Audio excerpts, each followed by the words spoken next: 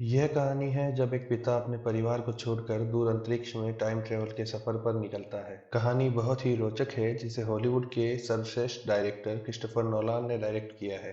तो चलिए 2014 में रिलीज हुई इस मूवी को समझते हैं। कहानी के शुरू में हमें दिखाया जाता है कि अब धरती की फसल उगाने की क्षमता लगभग खत्म होने वाली है। गेहूं यहाँ 7 साल पहले ही उगना बंद हो गया था और अब सिर्फ कॉर्न ही उगता है और आने वाले कुछ ही सालों में यहाँ के खेतों में कुछ भी उगना बंद हो जाएगा। अभी ये लोग केवल कॉर्न ही उगा सकते हैं, लेकिन टाइम टू टाइम धूल के तूफान आते हैं जो सब कुछ लगभग खत्म कर देते हैं। कहानी का hero x air force pilot Cooper होता है जो अब खेती कर रहा है क्योंकि सरकार के लिए अब सबसे बड़ा पेशा खेती ही है। वह अपनी बेटी मर्व, उसके बेटे जोशुआ और उसके ससुर के साथ रहता है। एक दिन स्कूल जाते हुए इन्हें इंडियन एयरफोर्स का एक ड्रोन दिखता है जो यहाँ किसी गलत सिग्नल की वजह से आ गया था। पेरेंट्स मीटिंग में हम जानते हैं कि लोग कॉलेज जाकर इंजीनियर नहीं बनते, बल्कि सरकार को इंजीनियरों की जगह किसानों की जरूरत पड़ रही है। अब सरकार बच्चों को पढ़ाकर ब्रेन वॉश कर रही है कि वो कभी मून पर गए ही नहीं, ताकि जो 20वीं सदी में मशीनरी की वजह से अर्थ के साथ हुआ उसे सुधारा जा सके। अब उस ड्रोन की ही तरह कूपर के कृषि उपकरणों के कंपास में समस्या आती है जिससे वह सही काम नहीं करते, लेकिन कूपर समझ नहीं पा रहा कि ऐसा क्यों हो रहा है। यहाँ मर्व के पास एक बहुत बड़ा बुक शेल्फ है और उस छोटी बच्ची को लगता है कि उसके बुक शेल्फ के पीछे एक भूत है जो पुस्तकों को गिराकर उससे बात करना चाहता है। कूपर अपनी बेटी को समझाता है कि ऐसा कुछ नहीं है। अब एक बड़ा डस्ट स्टॉर्म आता है। यहाँ मर्व अपने कमरे की विंडो को बंद करना भूल जाती है। ऊपर जाकर विंडो को क्लोज करने पर कूपर देखता है कि डस्ट से जमीन पर कुछ लाइंस बनी है। कूपर सारी रात वही उन लाइंस को स्टडी करते हुए पता लगाता है कि यह ग्रेविटी की वजह से हुआ था और एक बाइनरी कोड है जो किसी स्थान के कोऑर्डिनेट्स बताता है। कूपर उन कोऑर्डिनेट्स पर जाने के लिए निकलता है, लेकिन मर्व भी उसके साथ कार में छुपकर चली जाती है। यहाँ उन कोऑर्डिनेट्स पर पहुंचने पर इन्हें मिलिट्री के लोग मिलते हैं जो उनसे पूछते हैं कि उन्हें ये कोऑर्डिनेट्स कैसे मिले। यहाँ कूपर से मिलने डॉक्टर ब्रैंड आती है जो एक लेजेंडरी साइंटिस्ट प्रोफेसर ब्रैंड की बेटी है। कूपर प्रोफेसर ब्रैंड से भी मिलता है और ये लोग कूपर से फिर पूछते हैं कि उसे ये कोऑर्डिनेट्स कैसे मिले। मर्व उन्हें बताती है कि ये उनके घर में ग्रेविटी की वजह से डस्ट पर बने कोड से कोऑर्डिनेट मिले हैं। कूपर को पता चलता है कि ये नासा का एक हिडन स्टेशन है क्योंकि सरकार ने अब सारे स्पेस प्रोग्राम्स बंद कर दिए हैं। अब सरकार केवल एक स्पेस प्रोग्राम लोगों से छुपा कर चला रही है। प्रोफेसर ब्रैंड कूपर को बताते हैं कि अब धरती पर कॉर्न भी जल्दी ही उगना बंद हो जाएगा।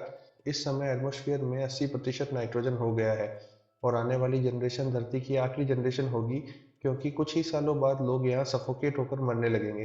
कूपर उनसे पूछता है कि धरती को बचाने के लिए उनकी क्या प्लानिंग है। प्रोफेसर उसे एंड्योरेंस जहाज दिखाते हैं और कहते हैं कि वह जहाज का पायलट बने ताकि वह अपने बच्चों और पृथ्वी को बचा सके। प्रोफेसर कूपर को बताते हैं कि साइंटिस्ट ने पहली बार 50 साल पहले धरती पर ग्रेविटेशनल एनोमली देखी थी जिसके कारण कूपर के उपकरण और उस ड्रोन का कंपास खराब हो गया था, लेकिन उन्हें 48 साल पहले सैटर्न ग्रह के पास स्पेस टाइम में प्रॉब्लम नजर आई और यह एक वार्म होल था जो उन्हें दूसरी गैलेक्सी में ले जाता है। डॉक्टर ब्रैंड के अनुसार किसी ने उस वार्म होल को मानवों को बचाने के लिए वहां रखा है। उस गैलेक्सी में टोटल 12 ऐसे प्लैनेट्स हैं जो मानव के रहने के लिए सक्षम है और उन्होंने वहां 12 अलग लोगों को शिप में भेज दिया है। वो 12 लोग उन शिप में रहकर हाइबरनेशन में ऑब्जर्वेशन करने पर कई दशक तक रह सकते हैं। अगर उन्हें कोई अर्थ जैसा प्लेनेट मिलता है तो वो अर्थ पर एक सिग्नल भेजेंगे जिससे अर्थ वालों को उस प्लेनेट के बारे में सटीक जानकारी मिल जाएगी। कूपर को बताया जाता है कि उनके एक वैज्ञानिक ने उस गैलेक्सी के एक सोलर सिस्टम के एक प्लेनेट से सिग्नल भेजा है और वहाँ जीवन संभव है और उसी सोलर सिस्टम में दो ऐसे प्लेनेट हैं जहाँ जीवन संभव हो सकता है और उन्हें वहीं जाना है। डॉक्टर ब्रैंड कूपर को बताता है कि वह ग्रेविटी को हार्नेस करके धरती पर ही मानवों के लिए उपयोग करने के लिए एक समीकरण विकसित कर रहे हैं जिसकी मदद से धरती पर लोगों को बचाया जा सकता है, लेकिन उन्हें इस इक्वेशन को हल करने में और समय लगेगा। और बैकअप के लिए ये लोग शिप में 5000 उर्वरक से भरे अंडे लेकर जाएंगे।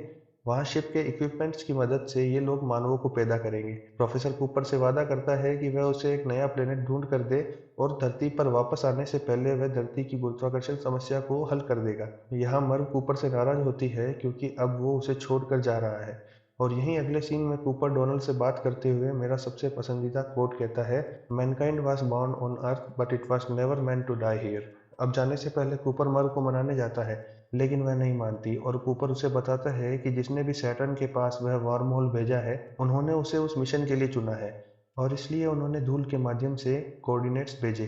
लेकिन मर्व उसे बताती है कि उसे बुक शेल्फ के भूत से एक संदेश प्राप्त हुआ है जिसे डिकोड करने पर लिखा है स्टे, यानी मत जाओ। कूपर मर्व को बताता है कि जब वह वार्म होल में जाएगा तो उसके लिए समय धीमा चलेगा जबकि पृथ्वी पर मर्व के लिए तेज चलेगा। जब वो वापस आएगा तो वो दोनों उनकी घड़ी के समय की तुलना करेंगे। इससे मर्व जान जाती है कि उसके पिता को पता ही नहीं कि वे वापस कब आएंगे। अब कूपर कमरे से जा ही रहा होता है कि फिर उस कमरे की बुक शेल्फ से एक किताब गिर जाती है। अब एंड्योरेंस शिप में कूपर के साथ एक रोबोट टार्स, डॉक्टर ब्रैंड, डॉक्टर रोमली और डॉक्टर डोयल जाते हैं। पृथ्वी से सैटर्न के पास वर्म होल तक पहुंचने में इन्हें 2 साल लगेंगे। वहां से ये लोग डॉक्टर मिलर के प्लेनेट पर जाएंगे। 2 साल बाद वे उस वर्म होल के पास पहुंच जाते हैं और उसमें एंटर करने पर कुछ देर तक वो बहुत ज़्यादा स्पीड से बिना किसी नेविगेशनल सिस्टम के वर्म होल में रहते हैं। यहाँ शिप के कंट्रोल काम नहीं करते और डॉक्टर ब्रैंड के पास एक हाथ जैसी कोई चीज़ आती है, जैसे कोई हैंडशेक कर रहा हो, जिसे वो लोग समझ नहीं पाते। उन्हें यह लगता है कि ये वही लोग हैं जिन्होंने उस वर्म होल को वहाँ रखा। अब वो उस गैलेक्सी में पहुंच जाते हैं। यहाँ 3 प्लेनेट हैं, एक डॉक्टर मैन का, एक डॉक्टर मिलर का और एक डॉक्टर एडमंड का। यहाँ इस सोलर सिस्टम में एक ब्लैक होल भी है। मिलर और डॉक्टर मैन का प्लेनेट इसके चारों तरफ चक्कर लगाते हैं, लेकिन मिलर का प्लेनेट उस ब्लैक होल के ज़्यादा करीब है।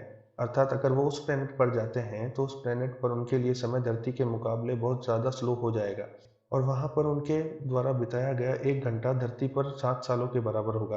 कूपर कहता है कि अगर हम ज़्यादा समय मिलर के ग्रह पर रहेंगे तो धरती पर कई सौ साल बीत जाएंगे, लेकिन डॉक्टर डोयल मिलर के ग्रह पर जाने के लिए कहता है क्योंकि उसके ग्रह के डेटा सबसे मजबूत जीवन के समर्थन में है। कूपर फैसला करता है कि वह पूरी जहाज को मिलर के ग्रह पर न ले जाने के बजाय एंड्योरेंस को ग्रह व ब्लैक होल से दूर पार्क करके छोटी रेंजर शिप में जाकर मिलर के ग्रह का अध्ययन करेगा और इससे उसका बहुत समय बचेगा।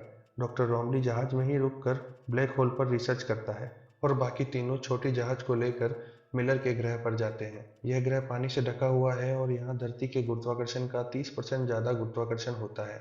उन्हें पता चलता है कि मिलर मर चुकी है। उन्हें मिलर के टूटे हुए उपकरण यहाँ मिलते हैं और दिखता है कि दूर बहुत बड़ी वेव उनकी तरफ आ रही है। कूपर उन्हें जल्दी से शिप पर आने के लिए कहता है, लेकिन डॉक्टर ब्रैंड को रिकॉर्डर लेने में थोड़ा समय लग जाता है और वह एक मेटल प्लेट के नीचे दब जाती है। रॉबर्ट ब्रैंड को लेकर आता है, लेकिन उस बड़ी वेव की वजह से डॉक्टर डॉयल मारा जाता है। कूपर किसी तरह से उस बड़ी वेव से शिप को बचाकर निकाल लेता है, लेकिन अब उन्हें शिप के पानी को ड्रेन करने में कुछ घंटे लगेंगे, जो अर्थ के कुछ दशकों के बराबर होगा। दोस्तों, यहाँ मिलर के प्लेनेट से उन्हें सिग्नल टाइम स्लिपेज की वजह से मिल रहा था, क्योंकि उस प्लेनेट पर टाइम बहुत स्लो और अर्थ का टाइम बहुत फास्ट है। मिलर यहाँ कुछ मिनट पहले ही आई होगी और वेव के कारण उसकी जान चली गई, जबकि अर्थ पर इतने समय में कई साल बीत गए और ये लोग यहाँ आ गए। कूपर बहुत ही परेशान होता है और वह डॉक्टर ब्रैंड से पूछता है कि क्या वह किसी तरह से टाइम में पीछे जा सकता है, लेकिन डॉक्टर ब्रैंड उसे बताती है कि हम टाइम को फास्ट या स्लो कर सकते हैं, लेकिन पीछे नहीं कर सकते। यहाँ हमें उनकी बातचीत से पता चलता है कि टाइम के अलावा सिर्फ ग्रेविटी ही है जो डायमेंशंस को क्रॉस कर सकती है, और वो जिन्होंने उस ब्लैक होल को सैटर्न के पास रखा वो उनसे ग्रेविटी के फॉर्म में ही कम्युनिकेट कर रहे हैं। डॉक्टर ब्रैंड कहती है कि वे 5 डायमेंशन से हैं, जहाँ टाइम उनके लिए एक फिजिकल डायमेंशन है। अब फिर से एक लहर आती है, लेकिन जहाज तैयार नहीं होता, लेकिन कूपर किसी तरह से वहां से जहाज को निकाल लेता है।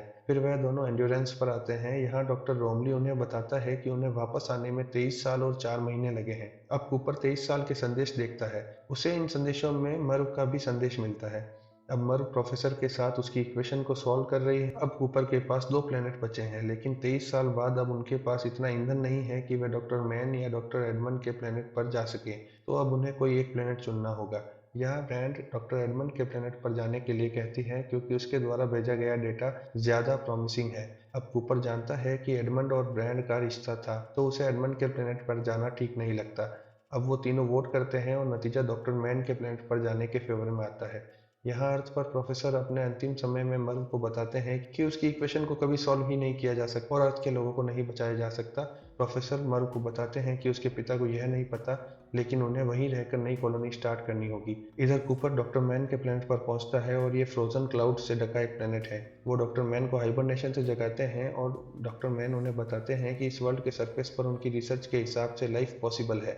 अब अर्थ से डॉक्टर ब्रैंड को मर्व का मैसेज मिलता है कि उसके पिता नहीं रहे, और वो डॉक्टर ब्रैंड से पूछती है कि क्या उसे पता था कि उसके पिता ने इक्वेशन को लेकर झूठ बोला था। तो डॉक्टर मैन सबको यह बताता है कि प्रोफेसर ने उस इक्वेशन को उसके अर्थ छोड़ने से पहले ही सॉल्व कर लिया था और वो इक्वेशन रिलेटिविटी और क्वांटम मैकेनिक्स के बीच संबंध नहीं बना सकती। उसके लिए उन्हें ब्लैक होल के अंदर का डेटा चाहिए। इसलिए ब्रैंड के पिता ने न्यू प्लेनेट पर ही कॉलोनी बनाने का फैसला किया। वो सारे अर्थ के लोगों को न्यू प्लेनेट पर शिफ्ट नहीं कर सकते। कूपर डॉक्टर ब्रैंड को बताकर वापस अर्थ पर लौट रहा होता है और बचे हुए लोग यहाँ इस प्लेनेट पर कॉलोनी शुरू करेंगे। रोमली कूपर को बताता है कि जब कूपर ब्लैक होल के थ्रू अर्थ की ओर जाएगा तो ब्लैक होल के होराइजन को क्रॉस करते समय टार्स ब्लैक होल के क्वांटम डाटा को कलेक्ट कर लेगा और कूपर के साथ अर्थ ले जाएगा और शायद उस डाटा से प्रोफेसर की इक्वेशन को सॉल्व किया जा सके। अब मैन और कूपर उस प्लेनेट पे साइट देखने जाते हैं जहां वे बेस कैंप सेट करेंगे, लेकिन रास्ते में ही मैन कूपर को नीचे धक्का दे देता है और उसे बताता है कि उसने झूठा डाटा बेचकर यहाँ उन्हें बुलाया था। उसका प्लेनेट हैबिटेबल नहीं है, वह बस अर्थ पर वापस जाना चाहता है। मैन कूपर के हेलमेट में छेद कर देता है और वहां से भाग जाता है। इसी तरह से कूपर ब्रांड से कांटेक्ट कर लेता है और वह उसे बचा लेती है। अब डॉक्टर मैन छोटी रेंजर शिप लेकर स्पेस में बड़ी शिप ताकि वह उसे अर्थ पर ले जा सके। दूसरी शिप में कूपर और ब्रांड टार्स के साथ मैन का पीछा करते हैं, लेकिन डॉक्टर मैन को एंड्योरेंस के डॉकिंग प्रोसीजर के बारे में पता नहीं होता और वह शिप को मैन्युअली डॉकिंग करने की कोशिश करता है, जिसकी वजह से प्रॉपर डॉकिंग नहीं हो पाती और एयरलॉक में एक बड़ा ब्लास्ट हो जाता है। डॉक्टर मैन यहाँ मारा जाता है और एंड्योरेंस अब स्पेस में बहुत ज्यादा रोटेशन करने लगती है। अब कूपर 68 आरपीएम से घूमते हुए एंड्योरेंस को डॉक करने की कोशिश करता है,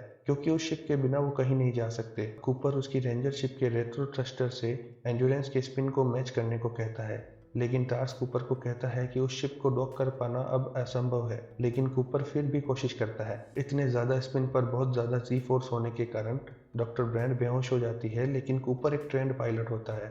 वो स्पिन को झेल कर शिप को डॉक कर लेता है और एंड्योरेंस के स्पिन को रोक लेता है। लेकिन अब ये शिप उस ब्लैक होल के बहुत पास है और उसकी ग्रेविटी इतनी ज्यादा है कि शिप उससे बाहर नहीं जा सकती। शिप में पड़े सारे 5000 फर्टिलाइज्ड एग्स अभी भी सेफ है, लेकिन उनका नेविगेशनल सिस्टम अब पूरी तरह से नष्ट हो चुका है। अब इनके पास धरती पर वापस जाने के लिए ऑक्सीजन नहीं है और एडमंड के ग्रह पर जाने के लिए ईंधन नहीं है। तो कूपर एक विचार देता है। कूपर जहाज को ब्लैक होल के पास ले जाकर उसे उसके चारों ओर घुमाकर स्लिंग शॉट से एडमंड के ग्रह पर ले जाने का विचार देता है, लेकिन इससे धरती पर 61 साल बिताने पड़ेंगे। कूपर डॉक्टर ब्रांड को एक रेंजर जहाज में बिठाता है और उसे स्लिंग शॉट के समय डॉक्टर ब्रांड को एडमंड के ग्रह पर भेज देता है और खुद टार्स के साथ ब्लैक होल के होराइजन में चला जाता है, क्योंकि ज्यादा वजन होने के कारण पूरी शिप ब्लैक होल की गुरुत्वाकर्षण से बाहर नहीं निकल सकती। अब ब्लैक होल के अंदर कूपर को कुछ धूल के कण दिखाई देते हैं और वह उसके जहाज का नियंत्रण खो देता है। कूपर जहाज से इजेक्ट करके मुक्त अंतरिक्ष में घूमते हुए एक स्क्वायर से बने उन्नत टेजरेक्ट में आ जाता है। यहाँ उसे एक बुक शेल्फ जैसी संरचना दिखाई देती है।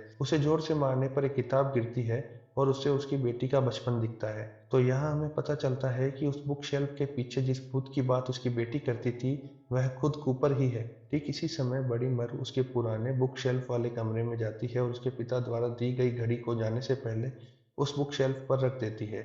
इधर बुक शेल्फ के पीछे से कूपर बहुत चिल्लाता है, लेकिन मरु तक आवाज नहीं जा पाती। यह जगह दोस्तों एक 5 डायमेंशनल स्पेस होता है जहां से कूपर उस बुक शेल्फ के पीछे से अपने बेटी के हर समय को देख सकता है। वह उस समय को भी देखता है जब कूपर मिशन पर जाने के लिए आखिरी बार अपनी बेटी से मिल रहा होता है। तो वह शेल्फ के पीछे से मोर्स कोड में बुक्स को अरेंज करके डोंट गो का संदेश भेजता है, जिसे उसकी बेटी समझ भी जाती है। यही प्रेजेंट टाइम में मर्व भी समझ जाती है कि बुक शेल्फ के पीछे उसके फादर कूपर ही है जो उसे संदेश भेज रहे थे। यहाँ टार्स कूपर से कहता है कि उसने भी सरवाइव कर लिया है और यह जगह 5 डायमेंशनल रियलिटी है जहाँ टाइम एक फिजिकल डायमेंशन है। मतलब वो एक जगह से दूसरी जगह जाकर पास्ट के किसी भी टाइम को देख सकता है, लेकिन पास्ट में सिर्फ ग्रेविटी के द्वारा ही कम्युनिकेट किया जा सकता है। अब कूपर यह समझ जाता है कि ये हायर बीइंग्स ह्यूमन ही है जिन्होंने वहाँ वर्महोल पुट किया था और जो टार्स और उसे 5th डायमेंशन में लाए हैं। कूपर ट्राई करने के लिए डस्ट ऑन वाले दिन बाइनरी में नासा के कोऑर्डिनेट्स मर्व के रूम में डस्ट को शेप करके भेजता है, जिससे अर्थ वाला कूपर उसे डिकोड करके नासा के प्रोफेसर ब्रांड से मिलता है। अब कूपर उसकी यंग डॉटर जहां वो शेल्फ पर वॉच रख रही है वहां जाता है और टार्स से ब्लैक होल के होराइजन के क्वांटम डेटा को मोर्स कोड में बदलवा कर मर्व की घड़ी में भेज देता है और मर्व उस डेटा को समझ भी जाती है।